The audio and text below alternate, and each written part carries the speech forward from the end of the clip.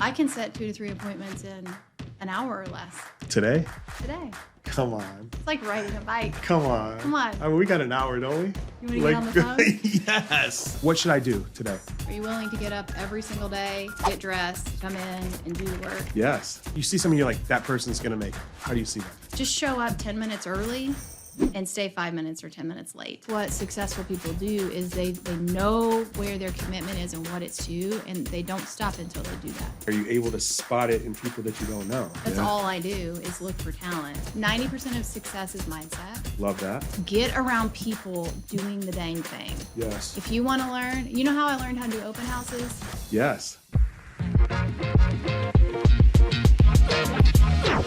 We have a special guest, Tara Smith. She's a wife, she's a mother of 6, an international real estate coach with MAPS Coaching. She's a national speaker and trainer. She owns 3 real estate brokerages, and there's over 700 agents that work at her brokerages. She's a Kentucky CE trainer, and she's a broker in the states of Kentucky and Ohio. She's passionate about leadership, people, service, and using her life and talent to change and impact the world. She believes in abundance, hard work, grit, and tenacity. No further ado, Tara Smith, welcome to the podcast. Thank you for having me. Yes, that's quite a list of accomplishments. You should have asked for my list of failures because it's 3 times as long.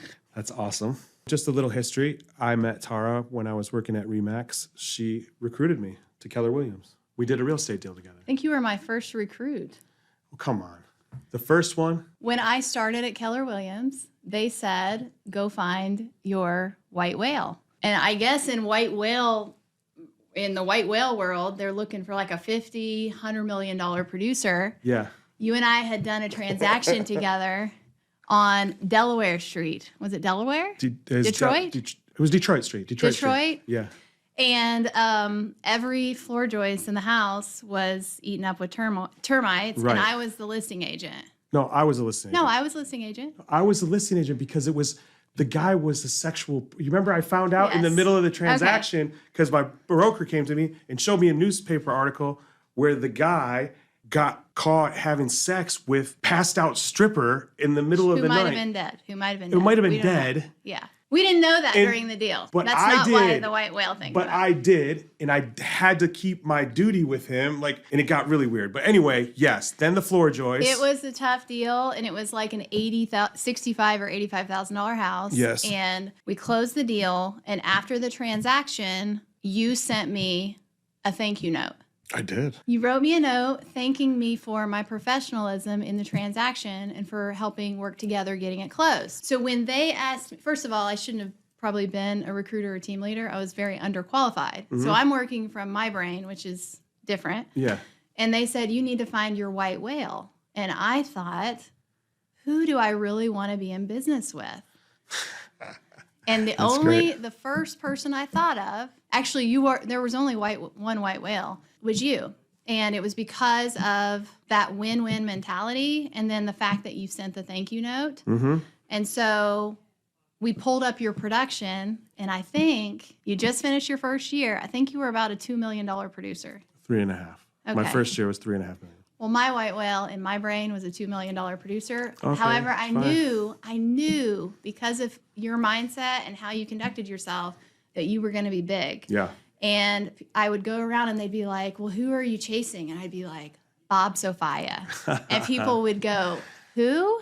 And I would go, he is going to be a big deal one day. Yeah. And we chased you and you made the move. And I don't know if you remember this, but I walked you around our office and I'd introduce you to people and I was like, this is Bob Sophia. He's going to be a big deal. And they'd be like, oh, I don't think we've ever met. Now, who are you? And you'd be like, I'm Bob. I don't know how long it took. It was a few years. You were like $25-30 million producer. Yeah.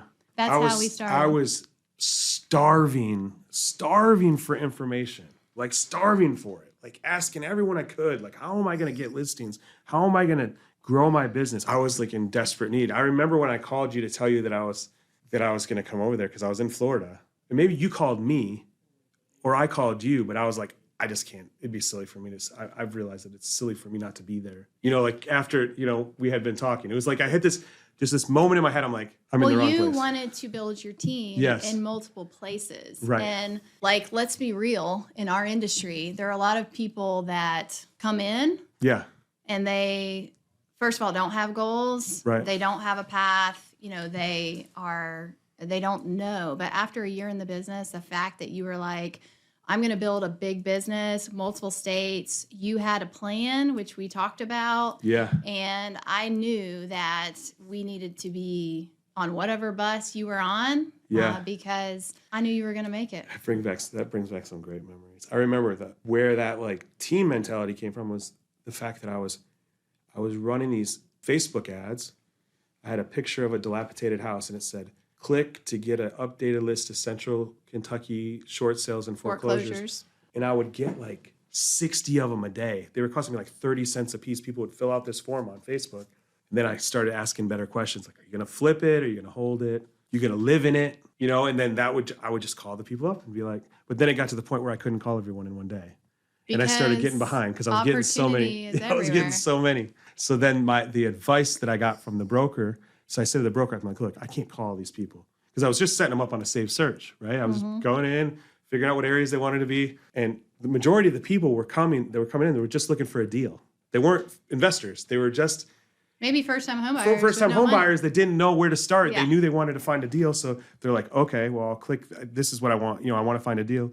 And the broker gave me the worst advice I've ever gotten in real estate.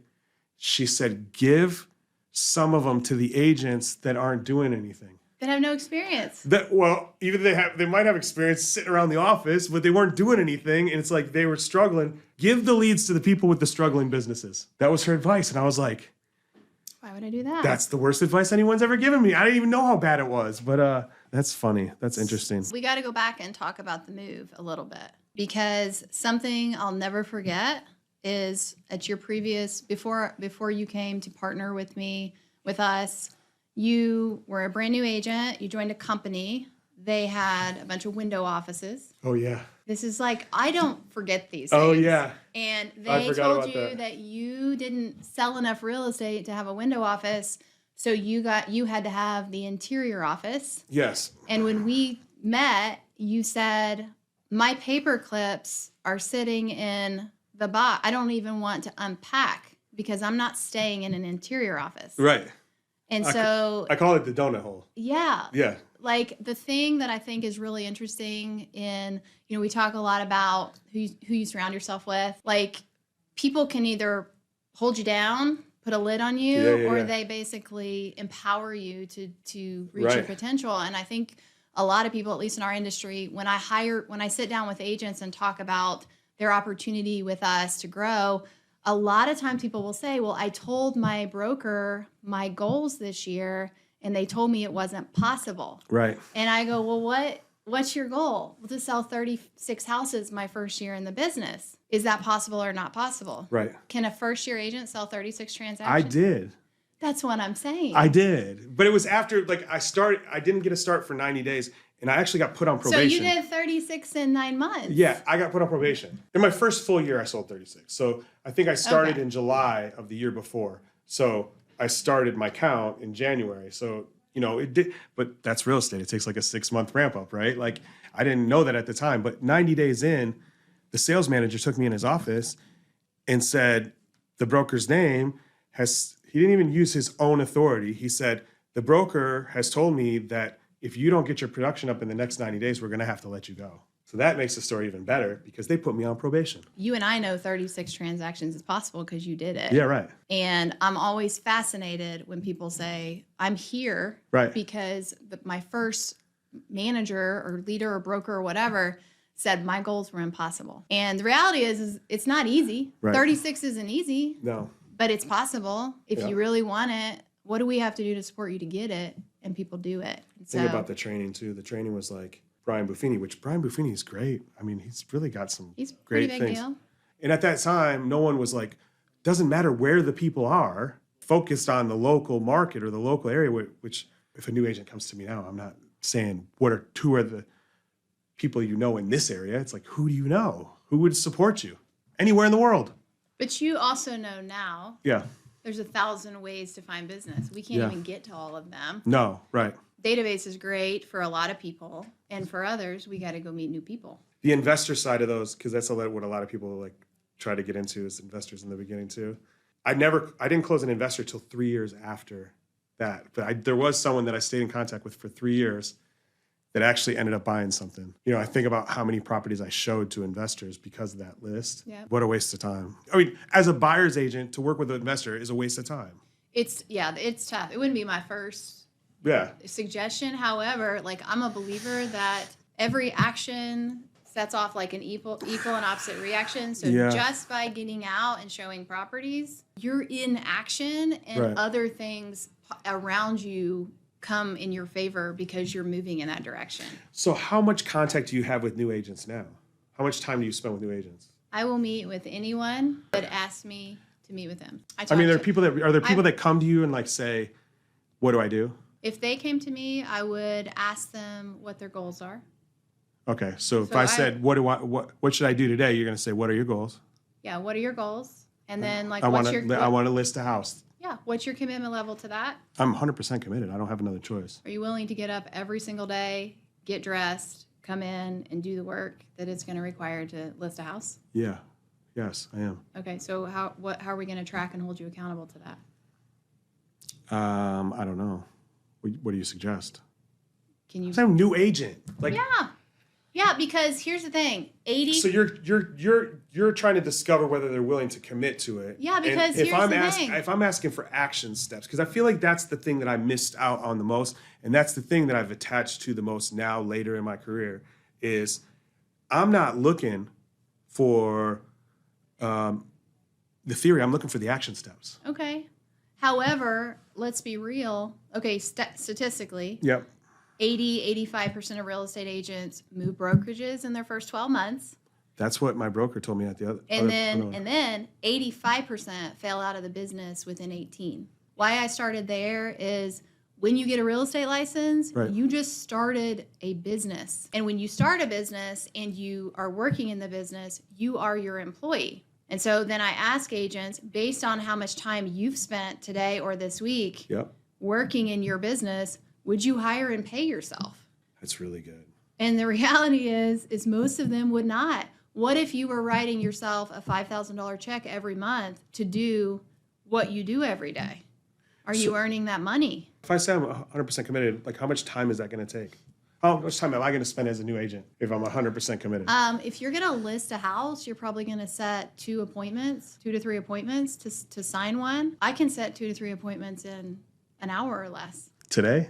today. Come on. It's like riding a bike. Come on. Come on. I mean, we got an hour, don't we? You want to get on the phone? Yes. We could have a little, like a appointment setting Yes. contest. But I'm serious. However, when you're new, it takes longer. You don't have skills. But the reality is how many new agents actually show up for an hour a day and work on their business? How many show up for 2? They're so excited. They get their license. They invest a couple $1,000s. Right. They start a business. They hire themselves as their employee. Right. And then their employee never shows up to the job. So that's why I started there, because I want to know your commitment. And then when you tell me you're 100% committed, we're going to actually set a time that you're going to show up and we're going to do the work. Yeah. And you're not going to do the work on your couch in your yoga pants while you watch Netflix. Let me ask you this. How often do you come across special people? How do you spot that if you're not doing transactions with them and you see something, you're like, that person's going to make it? It's just that little touch of crazy.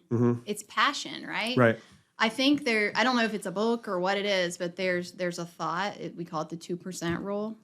Like 2% or less actually will show up and do. So 2 out of 100. Here's what I think it takes. You got to be fully committed, and you can see that in somebody's Right. eyes. Just show up 10 minutes early and stay 5 minutes or 10 minutes late. That's really it. good advice. Like if you do that, if I have an agent that shows up 10 minutes early and stays 10 minutes late, that's somebody that might actually be talent.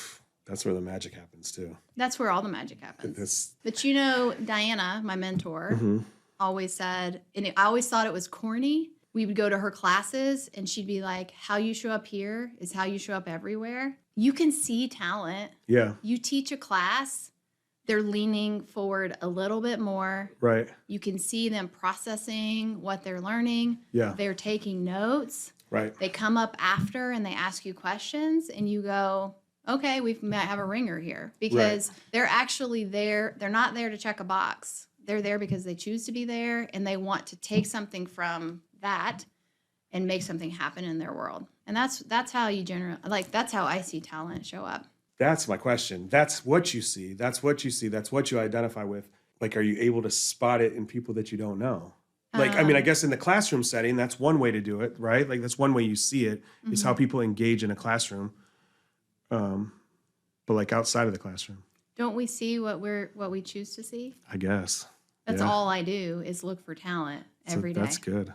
That's real good. It might be like a server at a restaurant. It could be somebody checking out at a cash register. Right. It has to do with that energy, that vibe. But I look for people with that thing everywhere I go. Yeah. I just haven't been going as many places. That's the problem with that. Well, you are a little bit in a bunker. I did spend a lot of time out in the field. I mean, it's where I met some of the best people in my life is them in restaurants or in bars or, you know, at work, at a different job or in a different field.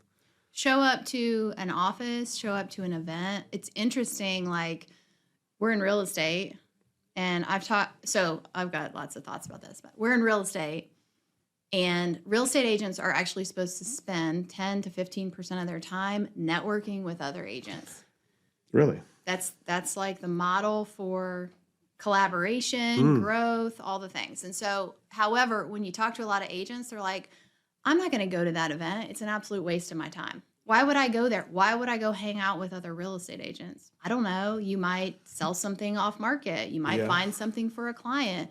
You might find the next person for your real estate business, your team. But what I can tell you is you get 0% of the shots you don't take. So not being in the room with people in our industry, I mean, here's the reality. What if you went to a real estate event and you bump into somebody that's been selling 200 houses a year, and they say, you know what, I think I'm coming out of the business this year, Bob. Right.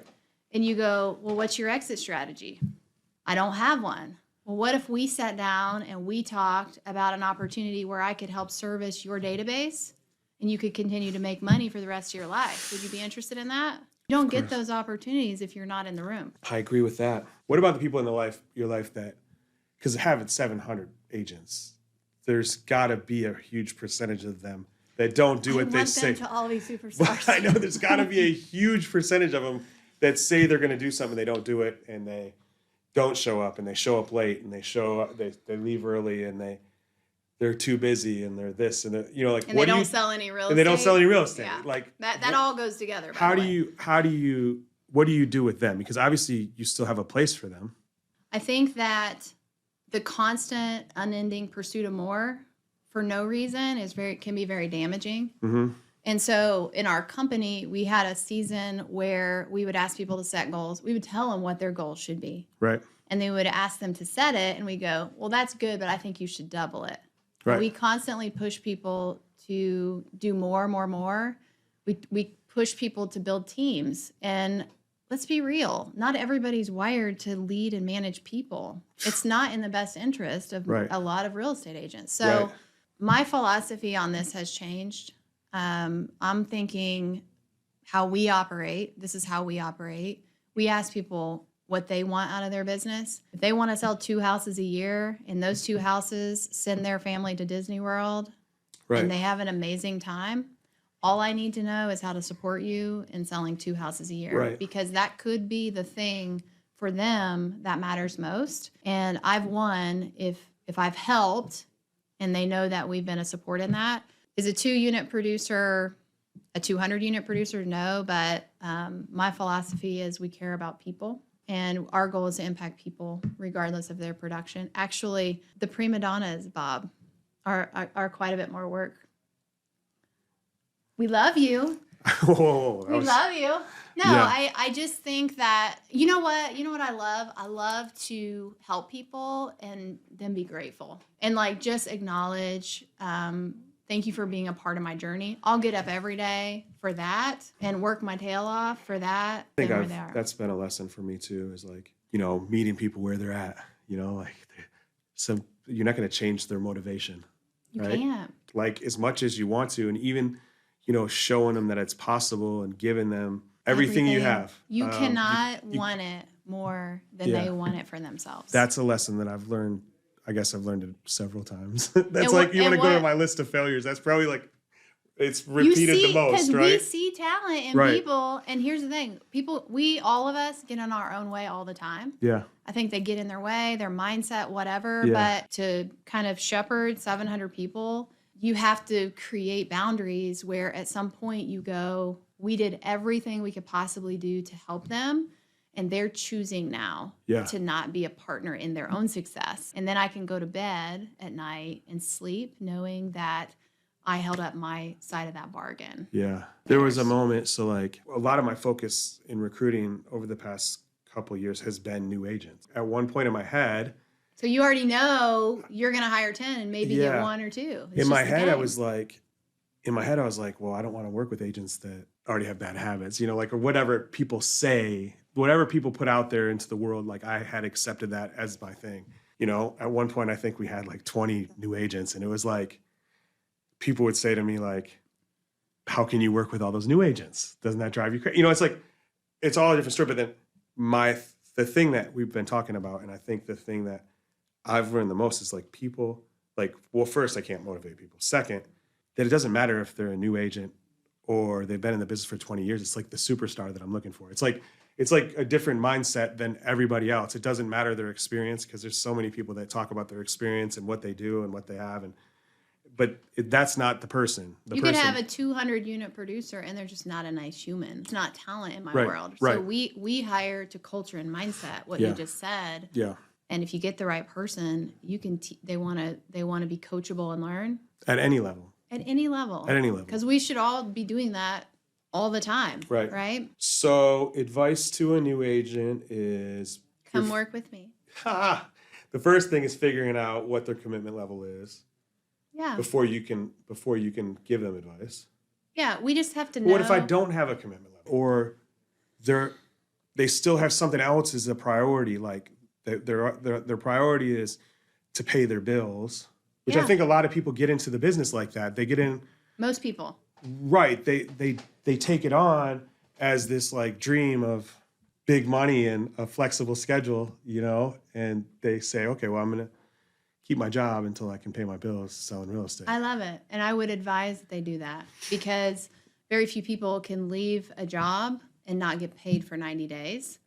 And if they don't need to make money, they're probably not motivated anyway. Yeah. So here's what I know about our business. You can have a real estate agent come into your office every day from 8 to 5 Right. and do nothing. And nothing. And you can have a dual career agent. I don't call them part-time because they're dual career. You can have a dual career agent outsell a full-time agent For sure. every day of the week. Something that my husband's dad always told him is, if you want to get something done, give it to a busy person, because people that get a lot done get Right. really good with time management. And that's all it is, right? It's time Yeah. management Right. and commitment to the time. Because let's be real, buyers and sellers buy houses nights and weekends. They have jobs too. So why couldn't you do this really well dual career? Like what you were saying, like they don't need anything, right? That's tough to motivate. Breaking people into generations is not good. I don't really believe in the differences in generations, but I definitely think there's a difference in people, in the need of people, like emotionally, money-wise, there's different needs in the different generations. Like, Sure. like How they're wired, How they're wired. security. but I have met young people that like have a need, Mm-hmm. but I've met a lot of young people that don't have a need. Mm-hmm. But that's the part that's really difficult when you see talent without a need. The talent without a need, and it's like, how do you create a need? Or you can't create a need for them. But if they had a need, they'd be awesome. You can make a lot of money in our industry, but once you've made all the money and bought all the things, Right. I think most people realize that it's not fulfilling. And Mm-hmm. so we teach a class called Quantum Leap, and my thought is you should attend that class before you ever set goals. because you got to figure out inside of you as a person what matters most. And the reality is very few people are motivated by money. Right. They're motivated by what money can do. And so when you sit down with a person that's not motivated, or a new agent, and they're like, I don't really know why I want to do this, if you don't take them back to a thing, Right. they won't make it. Yeah. You've got it. I mean, it could be giving to a charity. It could be going on, experiences. It could be investing in real estate. It could be, I mean, we had this is a fun story. We had an agent that we hired. I interviewed him a couple months ago, and I can't remember how many houses he sold. I want to say like 25, 30 in his first year. And he comes in and does his own thing. And he does, he's pretty to the point. And he had a really big motivation his first year, and it was to pay off his parents' house. Whoa. And he did it. Really? He did it. And that was nice of him. it was, and he shared the story of why, because his parents were older when they had him, and they made a lot of sacrifices and all this stuff. But the reality is he was chasing that moment when what he did is he drove to the bank one day, and he walked up to the teller counter and he said, with his check, I'm here to pay off this mortgage. That gives me goosebumps. His parents didn't even know he was going to do it. Oh, that's cool. He was getting up every single day. He got up every day and he showed up at that office, and he still does. And he got up every day and he did the work. But I guarantee you, he wasn't seeing money signs. He was seeing the moment that he got to walk in and tell his parents that their house was paid for. And that's why people... It could almost be compared to like a chip on the shoulder, like that he has a chip right, on his like shoulder. that type of thing. Like I found in a lot of people that I've talked to, a lot of successful people that I've talked to, like if you ask enough questions, you'll figure out what their chip is. Like what is it? Like you call it an item, or that's if you're going to set a goal and it's based on an item. Like I see like a lot of that in like the chip that people have on their shoulder. Like it might not be an item, it might be want to prove something to somebody. Yeah, I did that for a long time. You heard that in that podcast I did a few years ago. I mean, I ran for probably 5 years because I was mad. And I wanted to prove to myself and to other people that I could do a job that people basically disqualified me for. But what's interesting is that does lose steam, right? So it was like after 5 years, like I've crushed every goal I've set. I'm doing all the things, and it's like, okay, you look around and you're like, you've done it. So like, what are you chasing now? And I think sometimes striving can become a habit too. And you have to actually reevaluate, like, why am I doing this? And what I was saying is I'm doing this because I care about people, which was true. I had a big boulder and I care about people. And at some point I looked around and I was actually stepping on people. To just take my boulder further.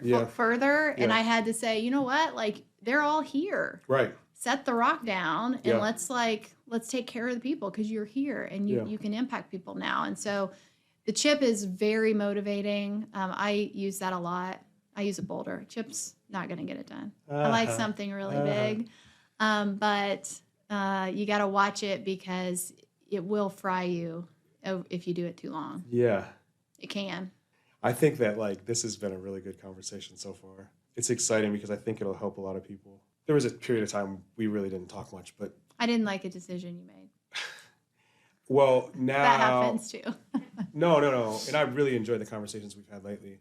What are you trying to learn, or what are you focused on when it comes to like learning or like growth in your life? This year, I think so I didn't pick a word of the year this year, which I've done many years. I picked one last year and I don't remember what I picked. And lots of other years I've selected a word. Like I put time into the word, and I bet if I went back to like January of last year, I could find it. However, if I have to go find it, it probably wasn't that. Right. If you go into, I've got this space in my house that's like my space, and I keep like tokens, things that are important to me. But I have on the wall like pictures and things that have represent other words of the year for me. So I don't have a word of the year because I didn't honor it last year. My goal this year is to do less better. So really pour into the key leaders that I'm entrusted to. and get really, really hyper focused on being the absolute best in the opportunities I'm in. I don't want to do anything mediocre. I want to be the best. I read a Facebook post today. It makes them, I mean, I guess probably most of the people in the KW world are reading that book right now, right? Like, I mean, I Which kind of one? see like the Diana Kokoska book, right? Oh, yeah. I think there's a lot. I mean, I keep seeing. Oh, gosh, yeah. There's a really good part of that I think everybody should read it. Yeah. So there was something that I read today. It was something like, and I don't know, I don't think it was from that book, but it was like getting out of, like team leaders and people that get out of production or out of selling real estate and like not having a plan or not having a focus. Like, what's your focus? Like, and I can relate to that in a sense that like, What do I do now? what do I do now? I mean, I think I always like pick something and, being a better leader is always important, but focusing on people, focusing on growing people. So you have specific people in your company that you're focused on. Yeah, I mean, we know that you should have 4 or 5 key people that you're developing. So I have key people that I have made. It's hard because I want to love 700 people. Yeah. But I can't be my best for 700 people all the time. Right. And so I need to be my best for 6 or 7 people and support them and actually just empower them to be their best for 700 people. But I want to go back to the Diana thing. Is that okay? Yeah, that's fine. So I had an opportunity to be one of her, I think our title was Advanced Readers. So we got to pre-read the book, and there were, I think, 75 of us. And part of that was we got to get on these Zooms with Diana, and she walked us through some of the whys behind the book. And this is really, really important. The first call we got on, she started talking about habits. And so we have habits. We create habits. And something happened during COVID where people went into survival mode. So like, at least in our industry, we were necessary, right? But people went home and just put their head down and like, literally, what do I have to do to pay my bills during COVID? And they went into survival mode. And Diana started that first call saying part of the purpose of her book was like, she can see, and I feel this, we created survival habits. Like from 2020, okay, COVID's over. Right. But people are still trudging around in survival mode. And the whole purpose of that book was to like shake people and say, it's time to get out of like survival and it's time to get into thriving. Yeah. And like, I feel like I battle people's mindset every day. Like a lot of our top producers went home and they cut their expenses and they went home, and we're constantly trying to pull them back in. You've worked in a thriving Keller Williams office. Yeah. There's nothing better than coming in and all the top agents are there and they're collaborating and they're, ringing that bell when they set appointments. And yet people fight us every day to be alone. And I'm like, why? We're here. And every other top agent around you wants to collaborate. You all want each other, but yet you refuse to come in and partner together. Yeah. And so I just feel like we have created habits of survival. And right now, there's probably nothing I love more than seeing people travel and stuff, because that's people getting back to their dreams. Right. And we need that. We've got to have dreams, and we've got to get back around people and get out of freaking survival mode and like have some fun. It's crazy when you say survival mode, how many things changed in my life from COVID. Like I didn't survive quick enough. Because it was like one of the best years of my business that first year. And then the second year, like I had a drop off in my business. Like a lot of real estate agents did. I think like 2020 is when COVID happened, right? Yes. Like 2021 was my best year. 2022 dropped $20 million in sales. And then 2023, we went back up. But the thing is, not 20 million, but like those adjustments in business, when you say survival mode, I'm thinking about business because I thought it was all going away. I thought I was done. I thought I was toast. Like October of 21, I was like literally thinking that I was going to die. I mean, I didn't have life insurance at the time. And I was like, what's going to happen to my family? What's going to happen? I mean, I went through that survival piece, and it took me to like halfway through 23 to get things right. Like, you know, like, And but then, when you survive, it's tough to go back to like, let's have fun, because right. you just get in a habit of, I got to get It's up and changed like, so many routines and so many things. Yeah. But with the office and with sales team, it's like the people, you know, being around people is really important. Yeah. Because we did the hybrid thing, and it was like, we still do it to a certain extent, but Yeah. there's a big difference when people are in the room, for sure. How you show up here is how you show up everywhere. Yeah. So what else about that book? Let's go back to the book, because you're excited about the book. I mean, that is the biggest part for me, was just the purpose. I mean, the book is titled Becoming More. Yeah. The thing about it is just get out of survival mode and like start doing things to grow and like and reach your potential and have fun. And what was that quote I sent you? People are waiting for your greatness, essentially. Yeah. Like, there are people that deserve. Gosh. Oh, wait. Go. Yeah, people deserve. I don't have my phone.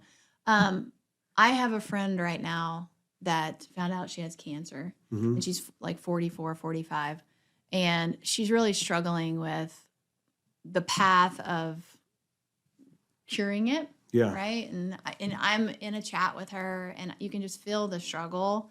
And today she's like, what is the point? Like, what is the point of all of this? And it's like, well, I guess of life. And my thought was, the point of life is to hopefully leave an impact. However, we have these opportunities in our struggle to motivate someone else. Like maybe there's someone behind her.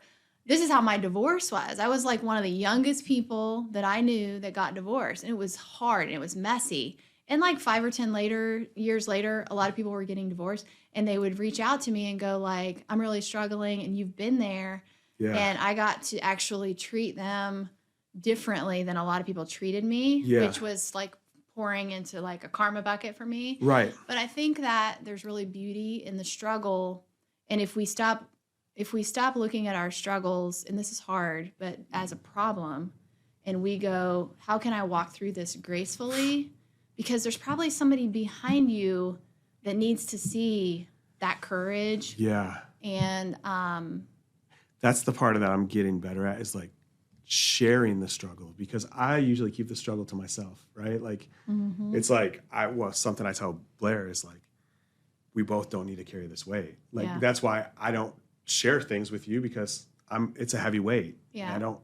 I've got it. I can carry it.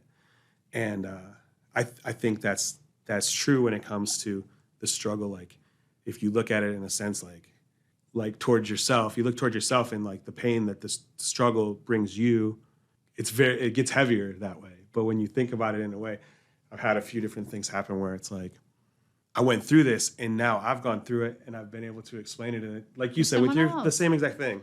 Yeah. And I think that's a really good way to look at. So I had a client once. I sold her house in Frankfurt, and she was divorced, and she sold her house, downsized, and all this stuff. And we had a great transaction. I connected well with her. We stayed in a relationship. And a few weeks after closing, she left me a really horrible review. Like it was shocking. And I called her and I said, hey, we had a great transaction. We got you everything you wanted and helped you transition. Like, what happened? And she said, Tara, she's like, this is going to sound crazy. I was having a really bad day. All of the parts of my life were falling apart. And I got on social media that day, and you had made a post about something amazing in your life. And she's like, I looked at, like, everything was perfect for you. And I kind of, like, lashed out and left you a negative review. Wow. And so, like, if you think, and so it was fine. I clarified it, and she apologized and all that, and it was okay. But, like, think about the people we see on social media that, like, life is perfect all the time. Yeah. Nobody wants to see that. Right. Actually, it makes you feel worse. Right. People want to see people struggle, and they want to see your highs and lows, and they want to see authenticity, and because it makes them feel okay. Yeah. And that's okay. Just talking about that with these guys today, like, because they, you know, I've challenged myself to do videos every day for 30 days. Really? Yeah. I've missed a couple days where I was like deathly ill. Now you have to do it 90 days. That's okay. I'm okay because I'm really getting some positive feedback. Like, I've had people send me messages that make me feel really, like, it makes it worthwhile. Like, I've had people reach out to me that I'm not friends with that have connected with me and said, I like to connect with like-minded people. I live in Lexington. You live in Lexington. I'm like, whoa, this is really cool, right? So some of the guys that work in my office, they've started to take note of that. They've been paying attention. I'm like, but why aren't you like liking or commenting on this stuff? It's really easy. Just push the button. You know, I mean, at least give me a little love. You know. Anyway, so one of the things we were doing when we first, you know, started pushing into the videos is like we'd make these scripted videos, right? We'd have a script, you know, a teleprompter, and we'd read off the script, and in reviewing that, and it's like they almost think that that's what they need to do, and I've like totally detached from that, right? Like I've totally detached from the part where it's like manufactured. Like I want it to be authentic, and I want to be able to connect with people. But what I've learned about real estate is like it's not about real estate. Like, and that's what a lot of people miss with their social media is like they want to post a for sale house or a pending house. It's one thing to market a property, but if you're trying to market yourself, what people care about is your personal responsibility, your grit, your consistency, honesty, your humility, the things that are important for people to see about you as a business person, and what social media gives you the ability to do. It's just crazy that I've missed that big chunk of my life and my career. Instead of saying, you know, do you want to buy, sell, or invest in real estate? Like that was like some of the most wasted. I mean, I get it. People need to know you're a real estate agent, but it's going to take 1 in 1,000 for someone to actually respond to that in a positive way, you know? But if your message is you're willing to help people or you're willing to learn new things. They do business with people that they can trust. Right. They know they care about them and they know they can help them. Right. You know, working with these young guys, it's like that was the thing today was like, you know, going through that process and figuring out what that topic needs to be because they have friends now that are buying houses from other people, you know, and they're like, we got to put something on social media. And it's like, I want to put something about expired listings. I'm like, nobody cares about expired listings. People care that you get up and go to the gym every day of the week. Like how many people struggle with going to the gym and you do it every single day? You know, that's what somebody wants to, that's who they want to work with. So like when you were talking about doing your videos and you missed 2 days, like what came through my mind was, what if you knew that there were people watching you that said, every day Bob shoots his video, I'm going to go to the gym. And if Bob doesn't shoot his video, I'm not going to the gym. And then you feel the weight of that consistency because people are relying on you to be consistent. Right. Because that's giving them the thing to go do their consistent thing. That's what winning is. Like setting a goal, you know, making an intention. Your ability to be successful in a thing is completely tied. Your commitment is tied to your ability to get up every single day and recommit over and over and over again. We can't make a commitment one time. Every day you get up, you go, what am I committed to today? Bob's committed to shooting a video. Yeah. That's what successful people do is they know where their commitment is and what it's to, and they don't stop until they do that. That's really, really good. That's really good. We gave advice to a new agent, or we didn't give advice. We just we checked the thermometer on their commitment New level. Agents need to be very, very careful about who they surround themselves with. 90% of success is mindset. Love that. And so get around people doing the dang thing. Yes. If you want to learn, you know how I learned how to do open houses? Showbuster. Well, no. However, I got up on the weekends and I went out and I walked through. I pulled an open house list like I was a consumer. I had my license. Oh, you went to all the open houses. I went to open houses and I took notes of what other agents did. They didn't know I was an agent. I was a brand new agent. Did anybody ever ask? No. But Pete, I can't remember his last name. Pete was my favorite. He was at KW for a while. He was my favorite because he asked great questions and he didn't say like, go tour the house and get me if you need anything. Like he engaged me and he was like taking notes. Right. So how I learned how to do open houses was I went out on weekends and walked through them like I was a consumer, and I watched professionals do it, and I learned and discovered how I wanted to do it. That's what new agents need to do. They need to get in a car with a producer. They need to show up at their office every day, ask questions, go to trainings. they say that a rocket ship uses 60% of its fuel during liftoff. Yeah. So you gotta work twice as I think I'm hard. going to add to that, like following that producer around. I think that something I heard the other day, but I've been thinking about it a lot. It's like when you want to be around someone that does more than you, you know that you're going to learn from them. And there's something that they're going to give you, which is knowledge.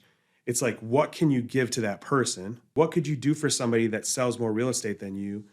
And it doesn't have to be financial. It can be just emotional, or it can be, but you can't be a drag on somebody. Like if you're going to follow somebody, and I think that happens a lot. It's like, well, I'll do this for you if you do this for me. And I think that's something you got to be real careful with. I mean, that might be a bigger thought, and it might like take more thinking to go through than driving around to open houses. But I do think that's important. One of my closest friends at Keller Williams, she was Rookie of the Year her first year, and she was pregnant, and she is a killer. And a few years ago, she had a personal, and she's always growing, she's always pushing, and she had a personal initiative to interview. I think she wanted to interview like 100 billionaires. She's like, I'm going to start calling billionaires and interview them. And I was like, okay. And girl did it. Here's how it ties to me. She walked into a country club one day, and she saw a guy that's known as one of the wealthiest people in the town she lives in. And she walked up to him and she said, hey, I'd love to schedule a time to interview you. And he was so grateful for the opportunity. Yeah. Because I think the right people, unless they just inherited $1 billion, the ones that worked for it, they want to share. They want to give back, and they want to share their story. But here's what's cool. Her and I ran a marathon in 2019, and we went out to Phoenix. And I said, where are we going to stay? And she said, we don't need a place to stay. And I was like, really? She goes, yeah, I have a place. And I was like, where are we staying? We stayed in one of those billionaires' houses. Oh, cool. So he asked her back, what are some of the things you're doing to grow? And she said, I'm running a marathon in Phoenix. And he goes, great. When you're coming in to run it, let me know. I've got a house you all can really use. Cool. And we stayed in the house of the billionaire. So I think that a lot of successful people admire the question. Yes, and they want to help people that are hungry for answers. That's why I said anybody who wants my time. Yeah. If it's a brand new agent and they say, Tara, I'd love to sit down with you and get your advice on how I can be successful, this girl will sit down with them and do it. Yeah. Because they had the courage to ask the question. Yeah. And that's really how good. we get to pay it forward. That's really good. Well, you said something earlier about like getting around the right people. And I think about those Facebook groups that's what comes to mind, getting around the right people, because I wish they had like production levels by everybody's name, the talks and those things. Those can be toxic. The Facebook groups can be toxic. And it's like the worst advice gets validated and validated. It's so validated. I think you and I have talked about this. Yeah. We can fight for our greatness or fight for limitations. And so let's say I do meet with a brand new agent and I go, there is a pathway and it's very defined. And we know how to help people be successful. Okay. They got to do the work. But I say, here are the 5 things that you need to do. And the first thing is I want you to come in every morning and I want you to practice scripts and role play. I want you to practice, what would you say to someone if they called you and said, will you sell my house? And they go, ooh, I don't really like that. They're not telling me that. They're like, okay. Right. So then they don't like it. So they go around and they ask other people, probably people not producing. Right. What do you think about scripts and role play? Yes. I don't like scripts and role play. I'd never do that. Then they go to the next one. Right. I don't like scripts and role play. I wouldn't do that. And what they do is they take their limiting belief and they go find other people to validate. Yes. But you know who they don't call? The people that are doing business. They don't call you. Yeah, right. They don't call the 30, 40, $50 million producers. They go ask people that have no business. They should do scripts and role play. I think like the intention of doing this is to, one, share with people experiences and, help people grow. But I think at the end of the day, how many people are actually going to listen to the entire podcast? Yeah. If I could say one thing, like you said, what's a bit of advice? Life is really precious. Yeah. And my personal belief is every single person has unique gifts and talents that are like embedded in who you are from creation.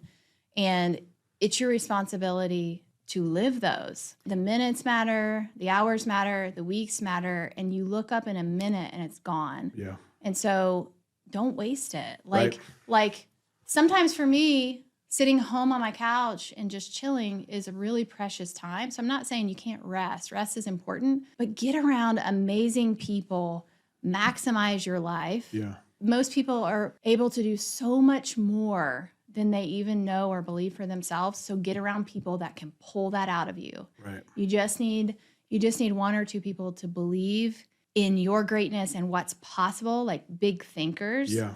And then just go bet on yourself. Yeah. Go take the bet. Like nobody else is going to bet on you, but you can bet on you. And it's always, always worth it if you show up in your life and live it the right way. That's really, really good. Drop the mic.